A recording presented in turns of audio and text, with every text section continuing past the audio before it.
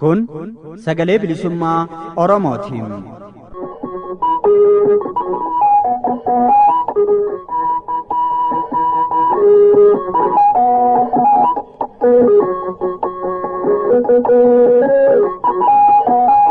Sagaleen bilisummaa Oromoo guyyoota kibxataa jimaataa fi sanbata ganama sa'aatii 6 walakkaa hanga sa'aatii 7tti galgala ammoo sa'aatii 6 hanga sa'aatii 6 walakkaatti akkasumas guyyaa roobii ganama sa'aatii 7 walakkaa hanga sa'aatii 8tti galgala ammoo sa'aatii 7 hanga sa'aatii 7 walakkaatti dambalii gabaabaa kiiloo heerzii 1775 yookiin dambalii giddu galeessaa kiiloo heerzii 837 akkasumas dambalii gabaabaa meetir baandii 19 kiiloo heerzii 15420 irratti jimaataa fi dilbata galgala sa'aatii 8 hanga sa'aatii 8 walakkaatti afaan Oromoo qofaan roobii ammoo galgala sa'aatii 8 hanga sa'aatii 9tti afaan Oromoo fi afaan Amaaraan wal duraa duubaan qophiilee dabarsu amma jalqabam.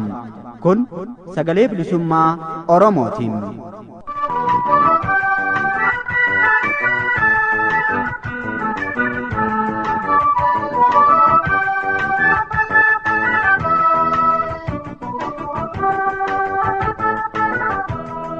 Har'a guyyaan jimaata waxabajjii 2 bara 2017 akkam jirtu dhaggeeffattoota keenya kabajamuuf jaallatamu. Nagaan keenya kabajaaf ulfinaa sagalee bilisummaa Oromoo sagantaa afaan Oromoorraa bakka jirtan maratti sinaa dhaqqabu. Dhaggeeffattoota keenya tartiiba qophiilee keenya har'aaf qabannee dhiyaanneen isin beeksisam. Tartiiba qophiilee kana beeksisuudhaan haga xumuraatti isinii waliin kan turu an Ibsaa Gaaddisaati. Jalqabarratti oduutu isiniif dhiyaatama. Akka oduun xumurameen haala yeroo irratti kan fuulleffatu ijoo dubbii adda bilisummaa Oromootu isiniif dhiyaatama. Sagantaa keenya darbe keessatti viidiyoolee wayyaanee addatti ammoo waa'ee OPDO kan ilaallatu qophii tokko isiniif dhiyeessuun keenya ni yaadatama. Itti fufa isaa kan ta'e kutaa xumura qophii kanaa sagantaa keenya har'aa keessatti qabannee dhiyaanneerra. Hundumaa hanga xumura sagantaa keenyaatti nu faana bu'uudhaan akka nu hordoftan isin affeeraa amma gara jaala oduu dubbisuuttan isin ceesisama.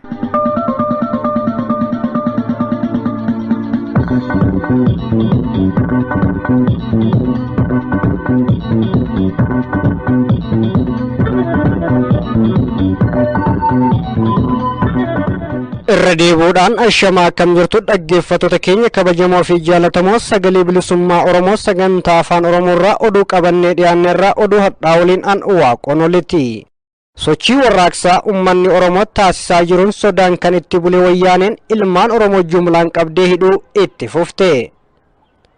Waraqaa warraaqsaa qeerroon caamsaa 26 bara 2017 lixa Wallaggaa magaalaa Mandii keessatti raabseen sodaa fi dhiphuu hamaa keessa kan seente murni TPLF uummata naannichaa hiraarsaa fi hidhaa jirti. Haaluma kanaan dargaggoonni Oromoo lama Iyyoob Kumarraa fi Geetuu Alamaayyoo jedhaman humna komandi poostiin qabamuun mana hidhaatti darbatamanii dararaa humnaa olii akka irraan gahaa jiran qeerroon magaalaa Mandii gabaaseera.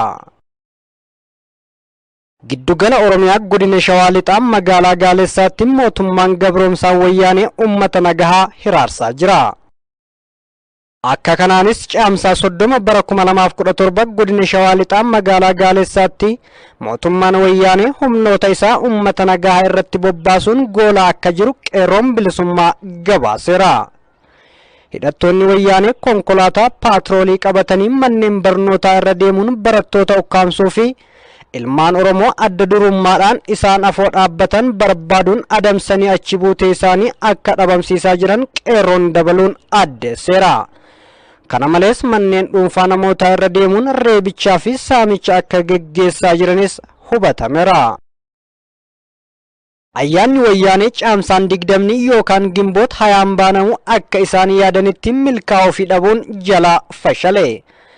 Bara kana guutummaa golee Oromiyaa keessatti gimboot 20 wayyaanee osoo hin milkaa'in harkaa fashaluudha odeessi maddeen keenya irraa nu dhaqqabaa jiru kan addeessu. Wayyaaneen ayyaana kanaan sababeeffachuun sochii warraaqsa biyyoolessaa fincila xumura gabrummaa Oromiyaa ilmaan Oromootiin deemamaa turee fi jiru qabbaneessuuf jecha guutummaa golee Oromiyaa keessatti waltajjiilee ragadaa tolfattus dura dhaabbannaa uummata Oromootiin addatti ammoo sochii qeerroon bilisummaa Oromoo dinni didaan afoo dhaabbateen waaroo salphinnaa uffatanii dabballoota isaanii qofaan cidha isaanii galfatanii galuudha qeerroon kan ifa godhe. Haaluma wal fakkaatuun balaaleffannaa fi diddaan uummanni ayyaana Gimboota wayyaaniitiif qabu itti fufuun naannoo Amaaraa keessattis wayyaanee fi dabballoonni isaanii ayyaana isaaniitti osoo hin milkaa'in ofumaa isaaniitti dhiichisanii galuudha odeessinu dhaqqabe dabaluun kan addeessu. Oduu xumuraatiin Manneen Sabaamboon walgahii taasifateen qabsoo bilisummaa Oromoo adda bilisummaa Oromoon durfamu cinaa dhaabbachuun waraana bilisummaa Oromootiin dhisuuf gumaacha mallaqaa taasise. Akka gabaasaan nu dhaqqabe addeessutti manneen Sabaamboon haala qabsoo bilisummaa Oromoo yeroo ammaa irratti walgahii taasifate achumaanis tinnisaa waraana bilisummaa Oromoof kan ta'u gumaacha mallaqaa taasiseera. Akka kanaanis waraana bilisummaa Oromoof kan oolu qarshii 300 gumaachee fuulduraafis waan danda'u cufaan akka cinaa dhaabbatu waadaa seenee jira. Xumura walgahii isaa irrattis ibsa ejjennoo qabxii hedduu jalaa qabu baafachuun dhaamsa waliigalaa dhaammateen ummanni Oromoo keessaa fi alaan jiru harka wal qabatee irree tokkoon mootummaa gabroonfataa ofirraa qaarisuuf akka hojjetu yaamicha godhee jira. Egaan dhaggeeffattoota keenya kabajamoo fi jaalatamoo sagalee bilisummaa Oromoo sagantaa afaan Oromoorraa oduun hadhaaf qabannee dhiyaanne kanumaan goolabamee jira. Qophiilee keenyaafan faana bu'a.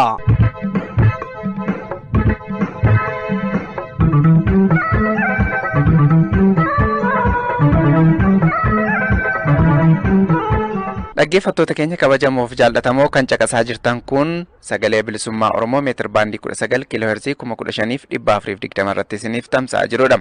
Qophiin keenya oduu isin dhaggeessisuudhaan jalqabe ammallee akkuma itti fufetti jira.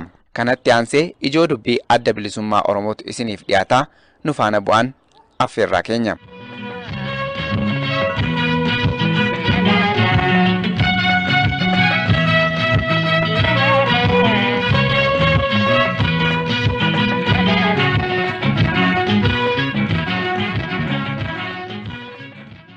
Guyyaa gabroonfataan TPLF aangoo Itoophiyaatti dhuunfate guyyaa kiyya jedhee waliin kabajuu diduun uummata Oromoo sirna kana ofirraa darbuuf qabsoo isaatti cichuu agarsiisa. Ijoo dubbii adda bilisummaa Oromoo. Mootummaan wayyaanee TPLF caamsaa 28 yookiin Gimboota baanu guyyaa itti mootummaa dargii aangoo irraa darbee uummattootaaf bilisummaa, dimokiraasii fi walqixxummaa mul'iseedha jechuun wagga waggaan dibbee akka dhaanuu fi kanaanis akka ololu hunda jalaa dhokataa miti. Gartuun kun maqaa caamsaa 28 kanaan nagada siyaasaa gaggeessaa waggaa 26 xumuree 27ffaa qabatee jira. Wayyaanee TPLF waggaa 26 wayita masaraa Minilik dhuunfatee aangoo isaa labsatu waadaan uummattootaaf hin seeniin hin turre. Beela bal'eessuun, nagaa buusuun, dimokiraasii argamsiisuun, walqixxummaa uummattootaa mirkaneessuun, bilisummaa argamsiisuu fi biyyattiin lamuu gara lolaattiin seentuun kakuu kijibaa murni kun seene keessaa hanga tokko. Murni TPLF EPRDF waadaa kana uummattootaaf seenullee tokkoon isaaniituu dhugoomanii hojiitti hiikamuun lafarratti hin mul'anne. Tarrisa waadaa olitti murna kanaan seenaman har'a impaayera Itoophiyaa keessatti madda rakkinootaa ta'anii uummattootaa fi biyyattii hammacaa jiraachuu addunyaatu argaa jira. Rakkoon poolitikaa cunqursaa fi saamiinsi hammaatuun dhiittaan mirgoota dhala namaaf dimokiraasii, ukkaamsaan pireesii, beelli babal'atuun, hojii dhablummaan heddummaatuun rakkina ulfaataa ta'ee diddaan uummattootaa qabsoon bilisummaaf dimokiraasii akka babal'atu taasisee jira. Kanarraa itti fufiinsi jireenya mootummichaa gaaffii jala galee wayita jiru kanatti har'allee maqaa Gimboota qabsoo uummattootaa of duuba deebisuu fi deeggarsaa fi mararfannoo argachuuf wixxifannaan godhamaa turee fi jiru milkii hin argamsiifne. Caamsaan 28 yookiin Gimboota wayyaanee uummata Oromoofis ta'ee uummattoota cunqurfamoo biyyattiif waan argamsiiseef hin qabu. Guyyaa kanarraa bu'aa kan argatan wayyaanota TPLF, EPRDF fi kanneen sirna kanatti rarra'anii dantaa mataa isaanii guuttatan qofa. Kanarraati Gimboota wayyaanee uummattoota biratti fudhatamaa fi simannaa kan dhabe. Uummanni Oromoo guyyaa murni wayyaanee TPLF EPRDF humna afaan qawween itti kooraa aangootti ba'ee caamsaa 28 yookiin gimbootaa garee kanaan guyyaa kiyya jedhee fudhatee hin beekum. Guyyaa wayyaaneen bilisummaa naa fide mirga kiyya tiksee fi biyya koorratti kabajaa naa laateedha jedhee eebbisee ba'ee waliin caamsaa 28 sirnichi itti aangoo qabate waliin dhiichisee hin beekum. Wayyaanee TPLF gartuu saamichaaf itti dhufe murna gabrummaa lammataa hammaataa ta'e isatti fide mirga isaa sarbee namummaa isaa xiqqeessee ajjeechaa hidhaa baqaaf saamicha qabeenyaa irratti gaggeessuuf dhufe ta'utti waan hubatee fi kanas hojiin arge waan ta'eef jalqabumarraa uummanni Oromoo wayyaanee hin simannem mormii fi dura dhaabbannoon isa qeebaleem. Wayyaanee ofirraa darbuuf biyyaa fi bilisummaa isaa goonfatuuf akkuma sirnoota darbanii mootummaa wayyaanee irratti qabsoo fi fincila jabeesse malee akka mootummaatti mootummaa kiyya kannaaf dhaabbate jedhee waliin jiraatee har'an geenyem. Hariiroon gidduu isaanii hariiroo lolaatiin. Kanaaf kan baranas ayyaana wayyaanii guyyaa inni itti kooraa aangootti ol ba'e waggaa 26ffaasaa caamsaa 28 yookiin gimbootaa jedhee yaammatu waliin taa'ee caasaa sirnichi diriirfate waliin kabajuu kan dideef. Mootummaa wayyaanee TPLF gimbootaa guyyaa itti masaraa Minilik seenee aangootti qabate waggaa 26ffaa tibba kana kabajate fudhatama qabaachisuuf ummattoonni addatti ammoo uummanni Oromoo akka isa waliin kabajatuu fi guyyicha faarsuuf karaa miidiyaa to'annaasaa jala jiruu fi karaa dabballootaa fi caasaalee isaan guddoo dhama'eem. Haa ta'u garuu sabboontonni Oromoo qeerroon bilisummaa Oromoo caasaaleen dhaabaa jiran marti uummata Oromoo waliin ta'uudhaan hojii boonsaa hojjetaniin guyyaan diinaa kun akka milkii dhabu darbees akka fashaluu taasisaniiru. Kun kan mul'isu uummanni Oromoo hanga sirni wayyaanee TPLF dugda isaarraa bu'utti hanga bilisummaa fi biyya isaa harkatti galfatutti qabsoo isaarraa kan hin deebine haala kam keessattuu cichoominaan kan itti fufu ta'uu agarsiisa. Addi bilisummaa Oromoos hireema kanaan uummanni Oromoo hanga sirna kiyyoo gabrummaa wayyaanee ofirraa darbee mirga bilisummaa fi biyya boortaan dhabe deebisatutti ololoota fi shiroota qabsoo fi warraaqsa isaarraa isa danquuf wayyaanee TPLF EPRDF adeemsisuuf osoon saaxilamne murannoo amma agarsiisaa jiru dachaa taasisatuun akka itti fufuu dhaamam.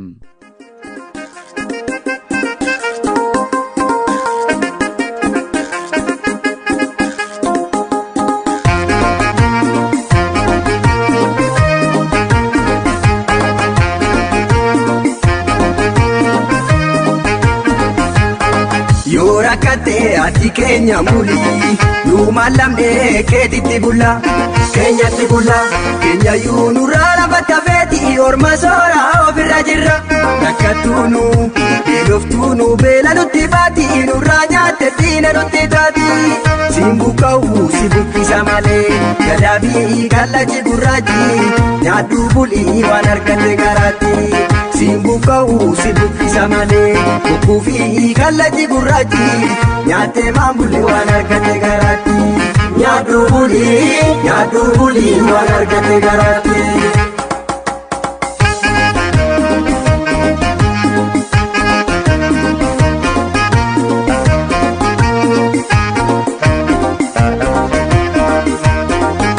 Ergisaanii galti kennaan galata qabdi ergisaanii galti kennaan galata qabdi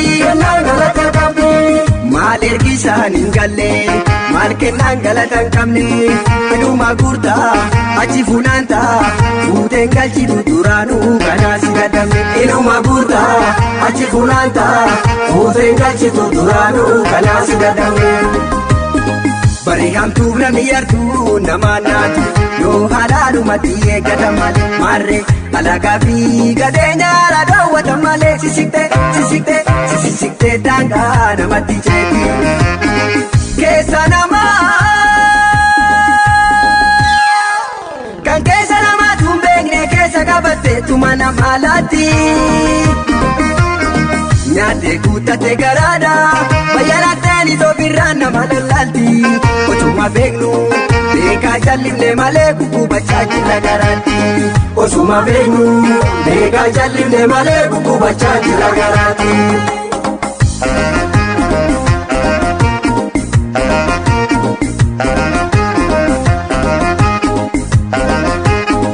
Arangama muka gara sokorruun baala bal'ata aranyaatee boruu gala alagaa maaltu abdata arangama muka gara sokorruun baala bal'ata aranyaatee boruu gala alagaa maaltu abdata ilkaasitti qofla faayidaadhaaf si fakkaata deebi'ee si hamata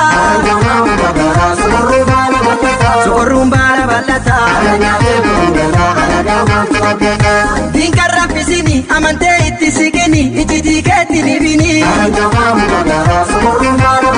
sokorruun baala bal'ata arranyaatee boruu gala alagaa maaltu abdata arranyaatee boruu gala alagaa maaltu abdata arranyaatee boruu gala alagaa maaltu abdata.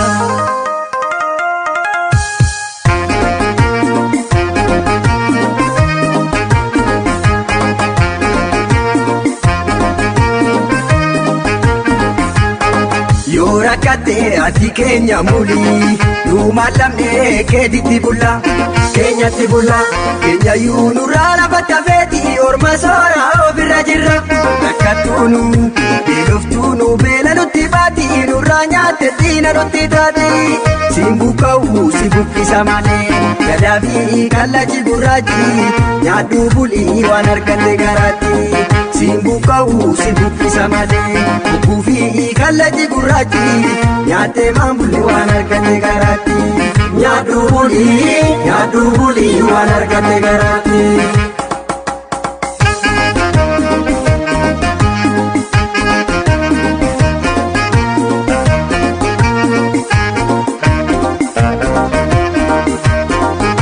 Ergisaani galti kannaan galata qabdi ergisaani galti kannaan galata qabdi. Maal ergisaan hin galle maal kennaan galata hin qabne anuma guurtaa achi funaanta fuuteen galchitu duraanuu kanaa si dadhabne inuma guurtaa achi funaanta fuuteen galchitu duraanuu kanaa si dadhabne. Bari hamtuuf namni yartuu nama naatu yoo halaadhumatti eeggatan malee maarree alagaa fi gadhee nyaara daawwatan malee sisiqtee daangaa namatti jeetti keessa namaa kan keessa namaatu hin beekne keessa qabatte tuma namaa laatti nyaattee guuttatte garaadha bayyanattee ofirraa nama lallaatti osuma beeknu beekaa jallimne malee guggubachaa jirra garaatti osuma beeknu beekaa jallimne malee guggubachaa jirra garaatti.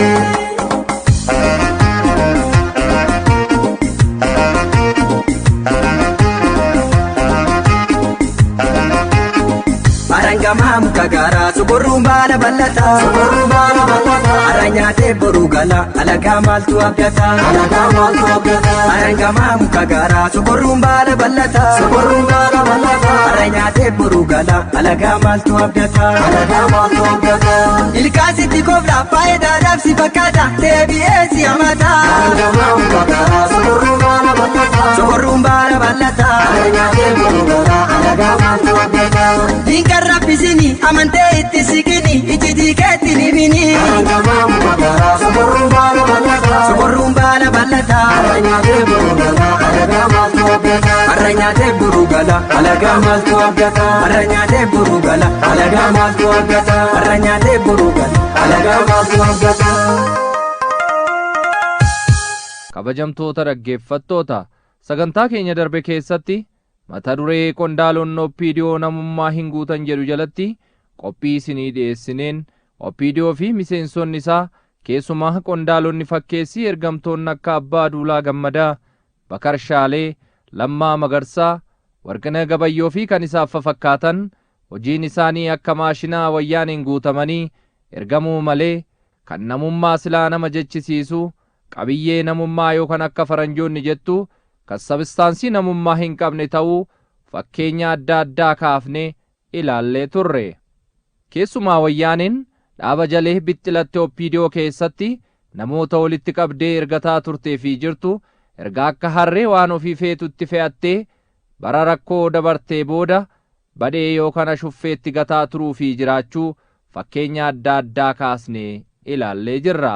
Akka fakkeenyatti qondaalota OPDO wayyaaneedhaan gataman keessaa kanneen akka nama maqaa pireezidaantii naannoo Oromiyaa calqabaa ture kan amma baqatee biyya alaa jiru Hasan Alii, miseensuma dhaaba kanaa kan turtee fi kan fakkeessiif afyaa'ii mana marii federeeshinii turte kan amma baqattee biyya alaa jirtu Almaaz Makkoo, pireezidaantii Itoophiyaa kan ture Dr. Nagaasoo Gidaadaa, sooramnilleen akka seerri biyyattii jedhutti kan eeyyamamuu fi dide, kan dhiyeenya kana biyyaa baqatee ba'e ammoo pireezidaantii fakkeessii Oromiyaa kan ture Juneddii Saaddoo fi kan isaaf fakkaatu kaasnee ilaallee jirra.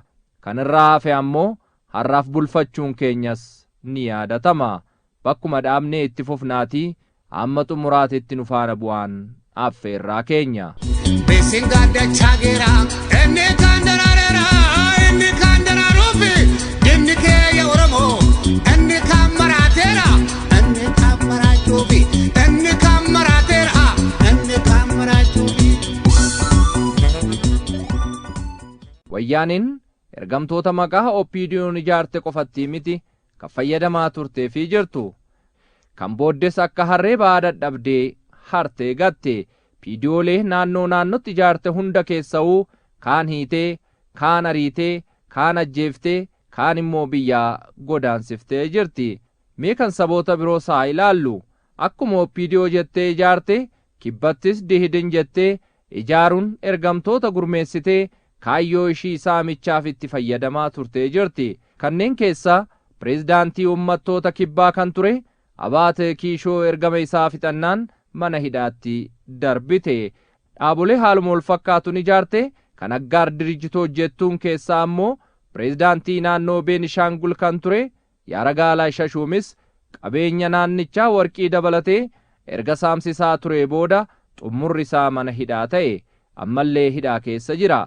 Pireezidaantii naannoo Gambeellaa kan tures akkasuma kunoo mana hidhaa jira. Kan Affaarii fi Sumaalee haaluma wal fakkaatuun hidhamaa turan. Baadin yookaan naannoo Amaaraa irraa ammoo ministeera muummee biyyattii kan ture Taamiraat Laayinee fi jeneraalonni hedduun salphifamanii mana hidhaatti dararamaa turan, dararamaas jiru. Hunduu hojii ergamummaa fixannaan wayyaanidhaan haramanii akka kosii gataman.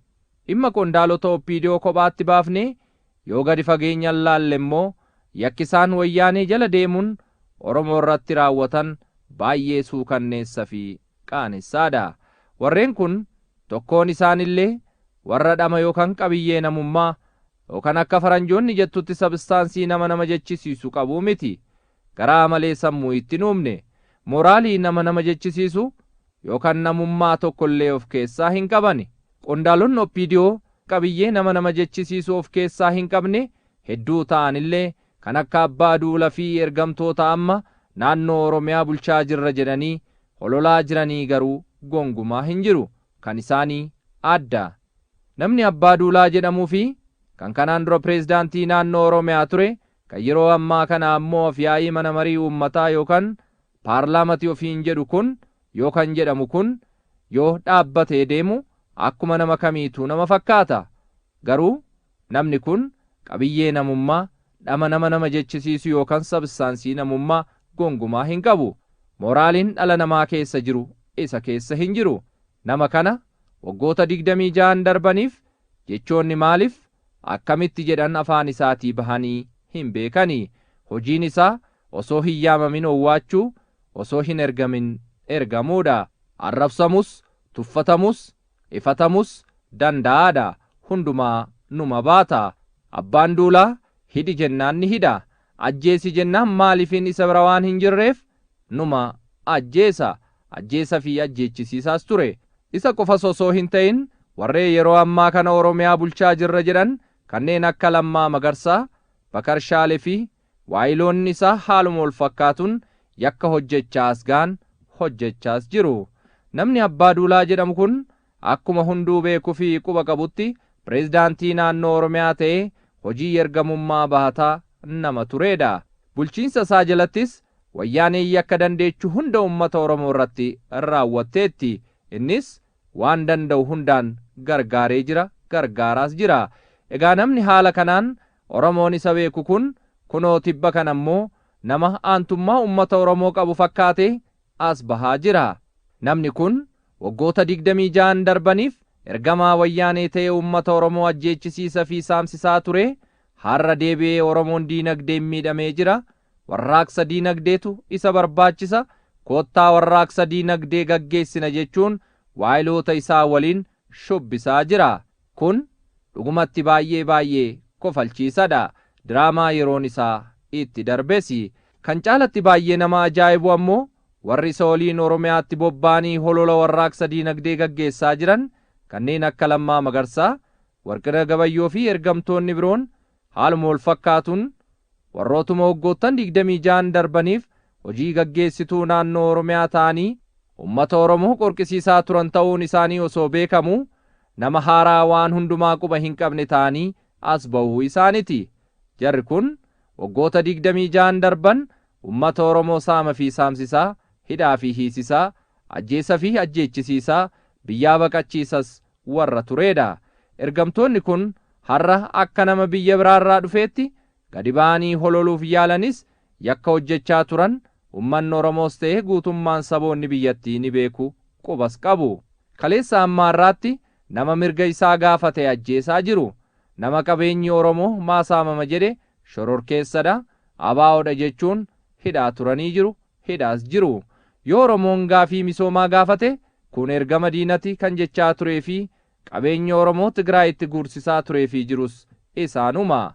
Yoo wayyaanis saamtee Tigraayitti warshaa mismaaratirraa hanga warshaa konkolaataa ijaartu kan jala deemee jabaadhu jechaanii ture eenyu? Isaanuma. Isaan ta'uu Oromoon ni beeka, qubas qaba. Egaa amma maaltu dhalate? Eessaa amma hirriibaa dammaqani?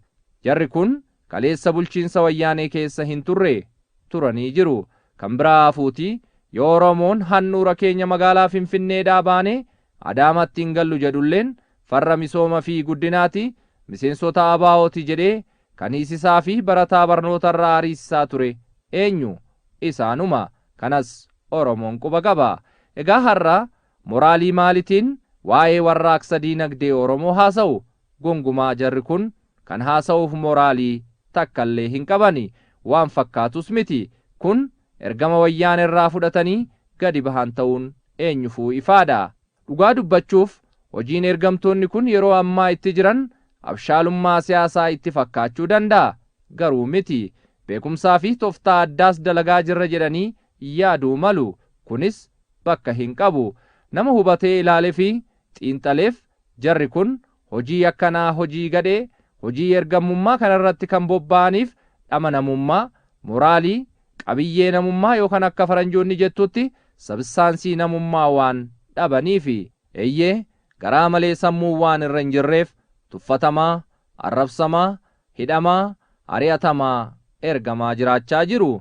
Jarri kun waan waggoota 26 darbaniif raawwatan innuu hafee ammoo waan waggaa lamaas itti jiran ummanni Oromoo waan dagate itti fakkaachuu mala. Akkasitti yaadu taanan kun abshaalummaa osoo hin ta'in dhukkuba sammuu guddaadha. Moraalii dhabuu malee abshaalummaa siyaasatis jechuun gongumaa hin danda'amu. Dhugaa dubbachuuf ergamtoonni maqaaf qondaalota jedhaman kanneen akka Abbaa Duulaa Gammadaa, Bakar Shaalee, Lammaa Magarsaa, Warqina Gabayyoo fi kanneen hafan sadarkaa uummata Oromoo maqaa dhaachaa jiraniif yaaduu miti. Hojiin isaanii kan mul'isu ofiidhuma isaaniitiifuu akkuma ilma namaatti namoota namummaa isaanii hin kabachiifne fi namummaa hin guunne ta'utu irraa mul'achaa jira. Yoo maashinii ta'e malee namni naara, hin gadda, hin gammada, hin kolfa, hin boo'a, hin jibba, hin jaalatas. Qondaalonni OPDO kunneen garuu qabiyyee namummaa yookaan sabsaansii nama jechisiisu akkasii waan of keessaa hin qabneef kana godhuu hin danda'ani. Roobootiin bara kanaa illee isaan irra gaariif yaraa adda baafata. Jarri kun taa'i jennaan ni taa'u, ka'i jedhaman ni ka'u, ajjeesi jedhaman ni ajjeesu, saamii fidi jedhaman ni saamu malee lakkiin maaliifiin isaan bira hin jiru. Kanarraa ka'uun hojiin isaan tibba kana itti jiranis waanuma wayyaaneen godhaa jetteen godhaa jiru malee itti yaadaniitii miti. Hololli warraaqsa diinagdee kun shakkii malee kan qindaa'ee fi duuban ajajamaa jiru wayyaaneedhaani. Kan ammoo Oromoon ni beeka, qubas qaba. Wayyaaneen maaliif kana godhaa jirti jedhee kan gaafatu yoo jiraateef ammoo deebiin isaa salphaa fi ifaadha. Qabsoo Oromoo fincila xumura gabrummaati. Isatu muddee qabee iyyisiisaa jira. Yaanni wayyaaniin kana gootuuf dargaggoo Oromoo biyya abbaa isaa deeffachuuf qabsoo hadhooftuu gaggeessaa jiru diinagdee jettee qabsoo irraa daguufi. Egaa Oromoon kanum hubatee holola yeroon itti darbe kan yeroo ammaa kana maqaa warraaqsa diinagdeetiin karaa ergamtoota wayyaanee qondaalota OPDO kanneen akka Abbaa Duulaa, Lammaa Magarsaa, Bakar Shaalee, Warqinee Gabayyoo fi kaffa fakkaataniin gaggeeffamaa jiru kana dura dhaabbachuun dubbii fardiidha jenna.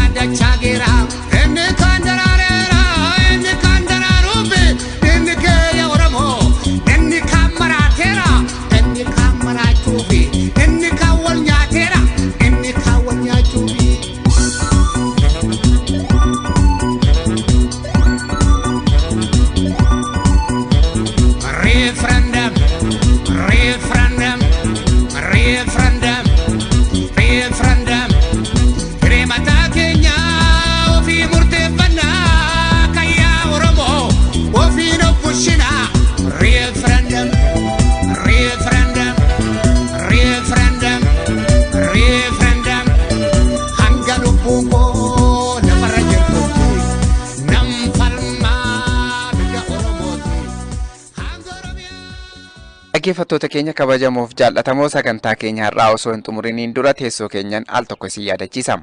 Kanneen karaa poostaatiin yaada keessan nuuf erguu barbaaddan teessoon keenya kan mana poostaa Sagalee Bilisummaa Oromoo lakkoofsa saanduqa poostaa keenyaa sarara jalqabaa irratti 51 06 10 sarara lammaffaa irratti ammoo 13 3 66 irraan deebi'aa. Sarara lammaffaa irratti 13 3 66 Berliin Jarman. Kanneen karaa iimeeliitiin yaada keessan nuuf erguu barbaaddaniif iimeeliin keenya sbo.radio88@gmail.com irraan deebi'aa. Iimeeliin keenya sbo.radio88@gmail.com. Akkasumas odeeffannoolee yeroo yeroon maxxanan hordofuufis ta'ee yaada qabdan nuuf qooduuf karaa peejii feesbuukii keenyaatiinis fayyadamuu dandeessu. Kanneen peejii feesbuukii keenyaa hin qabneef ammoo akka afaan Oromootti Sagalee Bilisummaa Oromoo jechuun barreessitanii barbaaduun laayik gochuun nu argachuu dandeessu. Egaan dhaggeeffattoota keenya kabajamoof jaallatamoo Sagalee Bilisummaa Oromoo sagantaa afaan Oromoorraa qophiin har'aaf qabannee dhiyaanne kanumaan xumuramee jira. Sagantaa wal fakkaatu birootiin haga walitti deebinutti nagaatti. Injifannoo uummata Oromoof.